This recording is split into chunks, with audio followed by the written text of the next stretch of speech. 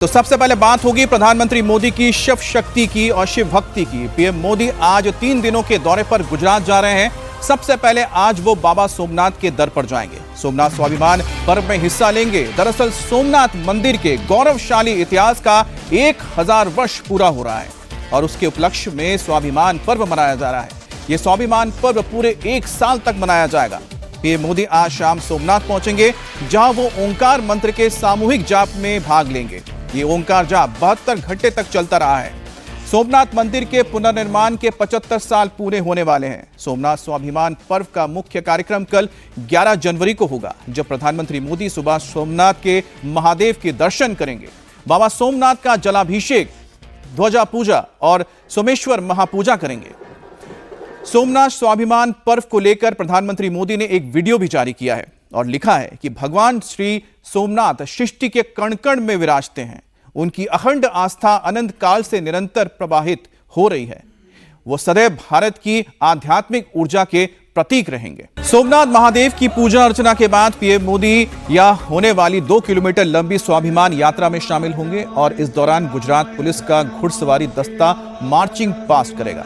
यह सम्मान होगा सोमनाथ मंदिर के रक्षा करने वाले योद्धाओं को। पूरा देश जब सोमनाथ स्वाभिमान पर्व मना रहा है, तब उसी क्षण को पुनर्जीवित करने के लिए जो शौर्य यात्रा निकाली जाएगी 11 जनवरी को, प्रधानमंत्री नरेंद्र मोदी के उस शौर्य यात्रा की अगुवाई गुजरात पुलिस का ये अश्वदल करेगा, जिसके 108 घुड़सवार जो हैं वो इस शोभा यात्रा की अगुवाई करेंगे, जिसकी रिहर्सल यहाँ पे चल रही है।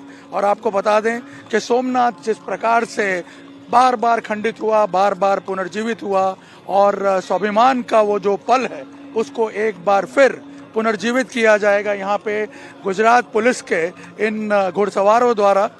और पारंपरिक वेशभूषा में उस वक्त ये अपने घोड़ों पर सवार इस यात्रा की अगुवाई करते हुए निकलेंगे। और यहाँ आप देख सकते हैं कि अभी जो रिहर्सल चल रही है उसे भी देखने के लिए बड़ी संख्या में लोग यहाँ पहुँचे हैं। और उस वक्त क्या माहौल होगा जब 11 जनवरी को प्रधानमंत्री नरेंद्र मोदी इस शौर्य यात्रा को सोमनाथ मंदिर के सामने से लेकर के जब निकलेंगे और ये गुजरात पुलिस के अश्वदल के जवान उसकी अगुवाई करते हुए निकलेंगे।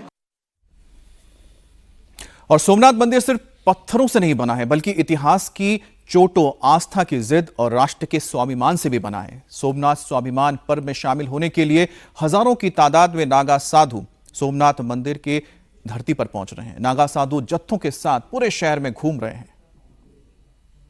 भारत के इतिहास में पहली बार यहाँ पे आप देख सकते हैं नागा साधुओं की रवेड़ी निकली है। नागा साधुओं का ये जुलूस जो है, ये अक्सर आपने देखा होगा कुंभ के मेले में आस्था के प्रतीक के रूप में निकलता है, या फिर शिवरात्रि के मेले में जूनागढ़ में ये निकलता है नागा साधुओं का जुलूस। यहाँ पे आप देख सकते हैं पहली बार जब 1000 साल के इतिहास की जो पुनरुत्थान का इतिहास है उसका सेलिब्रेशन हो रहा है, तब यहाँ पहली बार आप देख सकते हैं कि नागा साधु सोमनाथ के गलियों पे उतरे हैं। सोमनाथ की इन सड़कों पर नागा साधु उतरे हैं।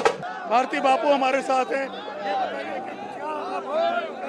ये प्रभु ऐसा देखने को जावे तो आज सोमनाथ को जब भी मोहम्मद गजनी ने आक्रमण किया उसको 1000 साल हुआ और हमारे माननीय वडाप्रधान नरेंद्र मोदी जी और हमारे गुजरात के सीएम भूपेंद्र पटेल।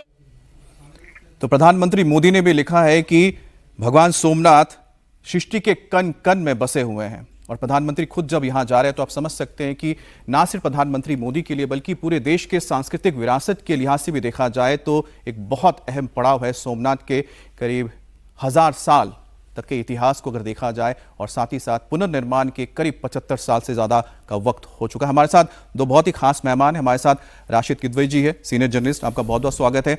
और अवधेश कुमार जी से आप रोजाना मिलते ही हैं दमदार 10 में। सर तो हमारे साथ है ही। सर, प्रधानमंत्री मोदी के लिए अगर कहा जाए तो सोमनाथ मंदिर, क्योंकि गुजरात से आते हैं तो जाहिर सी बात है एक अलग लगाव होता है, लेकिन सांस्कृतिक तौर पर देखा जाए तो पूरे भारत के लिहाज से भी सोमनाथ मंदिर की क्या महत्वता है? देखिए, ये भारत के इतिहास की दो घटनाएं आज़ादी के बाद की है। एक वो घटना है जब के.एम. मुंशी, डॉक्टर राजेंद्र प्रसाद, सरदार वल्लभ भाई पटेल के नेतृत्व में सोमनाथ का पुनरुद्धार हुआ था और उसके नींव डालने भी डॉक्टर राजेंद्र प्रसाद गए थे। डॉक्टर राजेंद्र प्रसाद ने उसके उद्घाटन में भी भाग लिया था।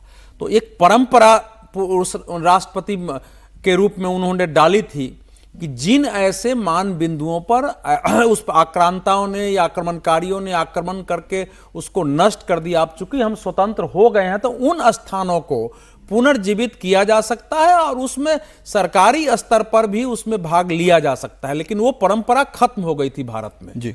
प्रधानमंत्री नरेंद्र मोदी ने आज वहां जाकर उसी परंपरा को पुनर्स्थापित करने की कोशिश की है कि वो परंपरा है। हालांकि उन्होंने अयोध्या के में रामलला भूमि पूजन से लेकर के उसका शिलान्यास और श्री रामलला के प्राण प्रतिष्ठा और ध्वजारोहण में जाकर के भाग लिया कि भैया जब न्यायालय से आदेश हो गया है।